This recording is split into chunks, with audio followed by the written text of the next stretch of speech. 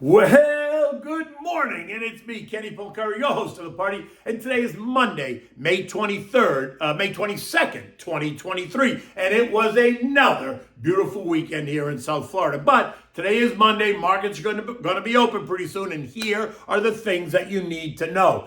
By now, you realize that the debt talks failed over the weekend, so they continue this week.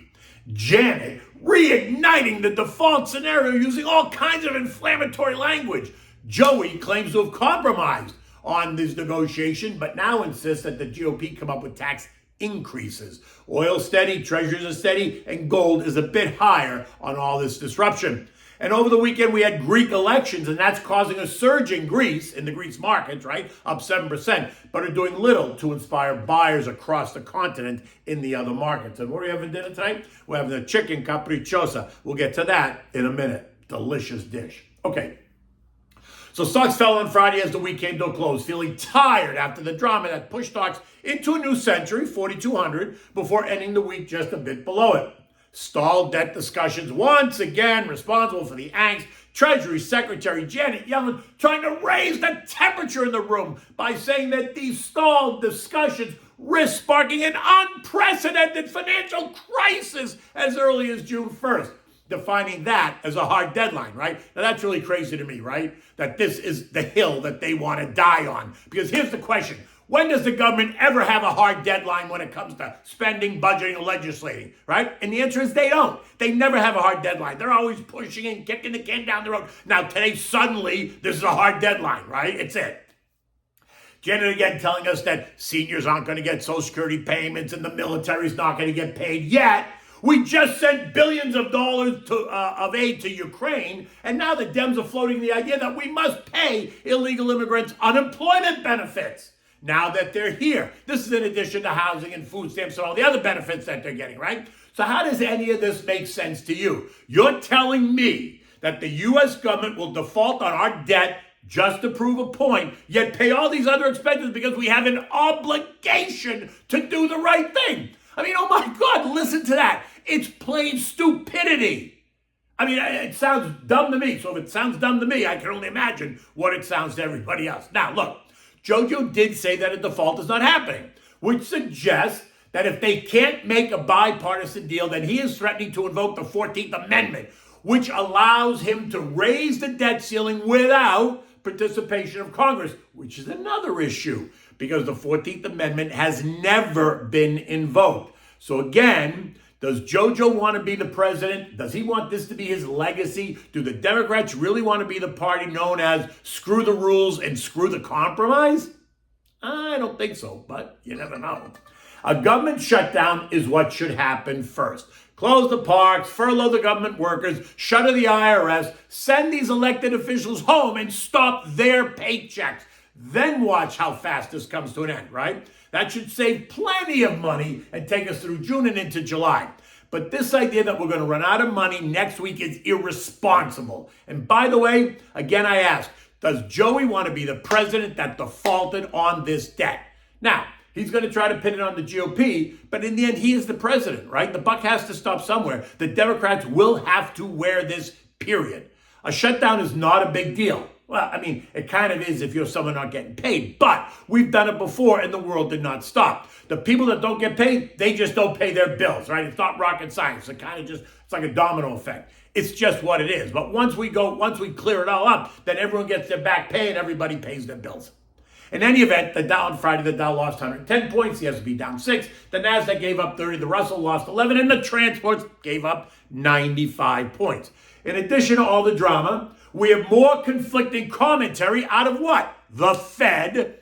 Dallas's Lori Logan, someone that we don't hear from a lot, suddenly spoke up and told us that she doesn't think the Fed is done yet raising rates. And she joined some of her colleagues. Cleveland's Loretta Mesta, Minneapolis's Neely Kashkari, St. Louis's Jimmy Bullard, Vice Chair Lael Brainerd, etc., etc., etc., right? They're keeping this June rate hike alive.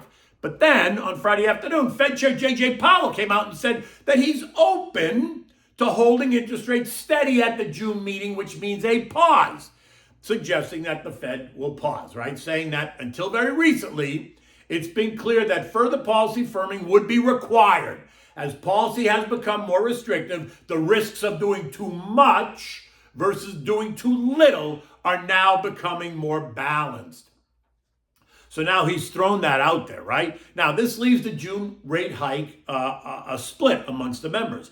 And over the weekend, guess what happened? Neely Kashkari changed his mind, now saying that he might favor a pause in June, which is a 180-degree turn from last week, but would not rule out further rate hikes in the future if necessary. Okay, I guess he must have gotten a phone call Friday night that he better jump on the other side of the fence to support the chairman from somebody at Goldman. Must have called him up and said, hey, listen, ding dong, do the right thing. And for those that suggest that there's more possible disruptions coming due to another banking issue as a reason to pause or even pivot, Powell says, don't worry, no need to worry. You see, the Fed can use emergency lending tools to address any financial or credit market disruption so that their monetary policy, interest rates, can remain highly focused on inflation. But let's be honest, you can never do just one thing. One action causes a number of reactions. Some are intended and some are unintended. So this continued debate and uncertainty will have plenty of unintended consequences on history, on government, on Americans, and on the financial markets. In the end, a failure to get inflation under control will only increase the social cost and harm that Americans are feeling. So whether or not we raise or pause in June is not as important as whether or not we hold rates higher for longer. Again, the idea of a pivot, not happening in 2023. Economic data today includes nothing, but tomorrow we're going to get S&P U.S. manufacturing PMI of 50, which sits right on the neutral line. U.S. services PMI of 52.5, which is expansionary. New home sales are supposed to be down 2.9% month over month. Richmond Fed survey -8. Now look, new home sales is going to be very interesting. And I think you could actually see a surprise in that number to the upside. And why? Because home builders are also lenders, and they can buy down the rate to assist new home buyers. So mortgage rates, which are currently kissing 7%, they might get them for a little bit cheaper. Or they toss in all kinds of upgrades to make the new home look even more attractive. Think kitchen upgrades, bathroom upgrades, landscaping, etc. All things that cost money to the buyer if they do it themselves, but cost nearly nothing to the new home builder as they're building thousands of homes and they get that big buyer's discount. So suddenly the new home buyer is told, oh, we're offering a range of upgrades, feel free. And they're all for free. And you know what happens then. And off we go. Okay, this morning U.S. futures are flat. Dow futures are up 2, the S&Ps are down 2. The Nasdaq's down 12, the Russell's up 2. The failed negotiations over the weekend, but Joey and Kevin are due to meet today to try to make a deal. Joey telling us that he has done his part and made some compromise on spending, but that Kevin needs to put tax increases on the table in order for this to move forward. Whatever. In any case, they're going to be sure to keep the tension high to make it even more dramatic so that it comes down to the wire, down to the 11th hour, whenever that 11th hour is. And it's not set in stone that it's May 31st at 11 p.m. I mean, it could be, but I don't believe that that's a drop-dead date by any stretch. Janet Yellen telling us that if we hit the limit and force a default on June 1st, then 7 million people will lose their jobs and the stock market will fall by 45%, destroying massive amounts of wealth.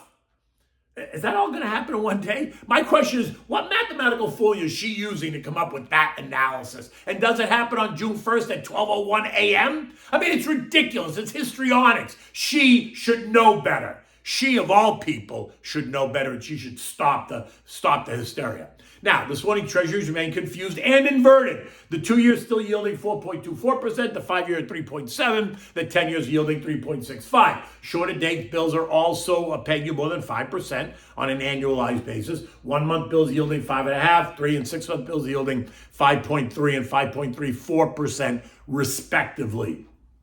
They haven't really gone anywhere. That's just about where they were last week. Oil this morning is trading at $71.50 a barrel, down 7 cents.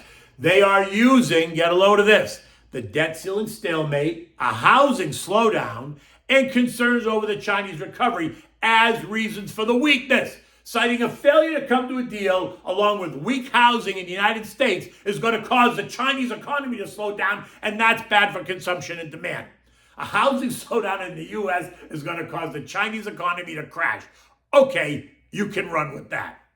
Just wait until the June 4th date, though. OPEC Plus has their meeting, and that's where they're going to discuss more production cuts to help stabilize prices. Stabilize them at higher prices, not lower prices. And by the way, Dominic Schneider, head of commodities and Asia Pacific Forex at UBS, paints a picture of $95 a barrel of oil later this year, suggesting that going forward, the market will be undersupplied. Think more production cuts by OPEC Plus coming. Just saying. Gold, which fell to 1978 an ounce last week on the idea that a debt deal was done, is now trading back at $2,000 an ounce on the idea that a debt deal is not done. Last week, we tested and held the trend line at 1970, which suggests that we could see us test the trend line resistance at 2021. So for now, we remain in that 1970-2020 range until we get clarity out of Washington, right? A failure to arrive at a deal will cause gold to move up on the anxiety, while making a deal will see gold fall, right? But even if it weakens, I suspect that trendline support at 1970 will hold. European markets are mixed this morning. The UK and Spain are higher, while the rest of the region is a little bit lower. News that the Greek elections over the weekend is causing that market to surge by 7% after the ruling Conservative Party retains a hold on the country. Talks of a new coalition government are underway. Now, on Friday, the S&P closed at 4191, down 6 points. And while the debt negotiations will put some pressure on stocks today, what is key is that we did trade up and through 4,200 last week. So 4,200 is now in play. And if the mood changes and a deal gets done, we could see the relief rally take us right to the August highs of 43.25-ish. A debt discussion failure and more talk of default is going to cause the algos to go into a free fall as sellers all run for the door, leaving the buyers to bid lower. In any event, it only reinforces my mantra. You need to eliminate the noise and stick to the plan. Do not try to pick tops and bottoms. Continue dollar cost averaging into the action on a monthly basis or weekly basis or quarterly basis, however you do it. And reinvest your dividends until you need them as income, if you need them as income. You know the deal as a long-term investor. Stick to the plan and eliminate the noise. Okay, so what do we have for dinner tonight? This is such a simple dish, but it's a classic dish, and it's always a winner, no matter who you serve it to, right? It's a chicken Capricciosa. So this is, you want to take chicken cutlet breasts that are pounded thin, right?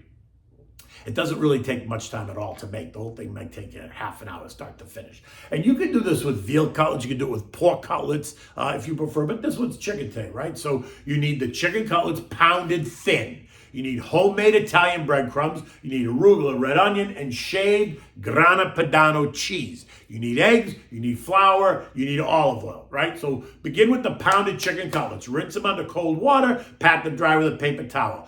Dredge the cutlet in flour and then dip it in the egg wash and then put it into the homemade breadcrumbs and cover it, pat it nice and press down on the breadcrumbs. Get the cutlet all covered in the breadcrumbs. And then set them aside and get ready to broil. When you're completed doing that, you're going to heat up some olive oil in a baking dish, like a Pyrex baking dish. Put it under the broiler so that the oil gets hot. Now you have to watch this, because if you don't watch it, the oil will get so hot it'll ignite, right, and cause a fire. You don't want that to happen. So just keep your eyes on it. You can tell when it gets hot enough. Now when it does, pull the rack out, dip one side of the breaded cutlet into the hot oil, and then flip it to the other side.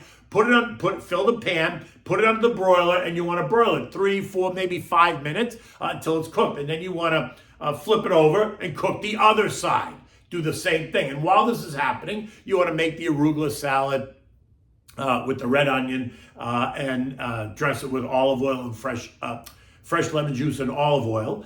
And then when you're done, take the cutlet, put it on a warm plate, put the cutlet down first, and then take the arugula, using some tongs, take the arugula and the red onion and the sliced cherry tomatoes, put it all right on top of the cutlet. Cover the cutlet with the salad. And then take shaved Grana Padano cheese and lay that all on top. Oh my God, it is so delicious. It presents beautifully. No one's going to be disappointed. And you can enjoy this with either a chilled white, a chilled rosé, or a light red wine. Something maybe like a Pinot Noir is always good with this. But this dish does not call for a heavy red wine because it tends to be a little bit on the lighter side. So a lighter wine, whether it's white, rosé, or red, always works fine with this. So look, the day is just beginning. And it's going to be another interesting, it's going to be a beautiful day here in South Florida. It's going to be an interesting day in the market. So until tomorrow, take good care.